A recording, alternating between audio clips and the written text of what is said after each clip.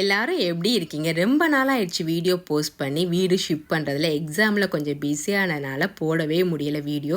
போன பங்குனி அமாவாசைக்கே வீடியோலாம் எடுத்து வச்சுட்டு போஸ்ட் பண்ணலாம் தான் நினச்சிக்கிட்டே இருந்தேன். கொஞ்சம் பிஸியாக இருந்தனால போட முடியலை.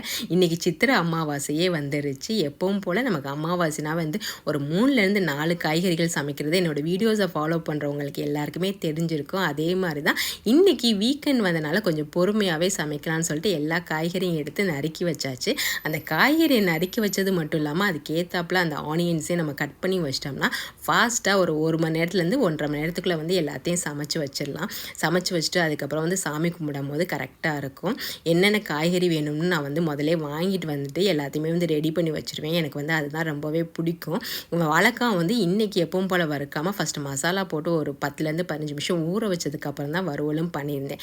பாயசம் ரெடிமேட் மிக்ஸுன்னு இங்கே விற்கும். அதையும் வாங்கிட்டு வந்துட்டு பால் ஊற்றி செஞ்சாச்சு. இன்றைக்கி சித்திரை அமாவாசைக்கு பீர்க்கங்காய் பருப்பு கூட்டு, ஒயிட் ரைஸ், அப்பளம், எல்லா காய்கறிகளும் போட்ட சாம்பார், தண்டங்கீரை பொரியல், எங்கள் ஊர் செட்டிநாடு புளிமண்டி தான் வெண்டைக்காய் கொண்டைக்கடலை போட்டது, வாழைக்காய் வறுவல், மாங்காய் ஊறுகாய், பாயசம் தான் இன்றைக்கி அமாவாசைக்கு பண்ணி சாமி கும்பிட்டுட்டு இலை சாப்பாடு சாப்பிட்டாச்சு.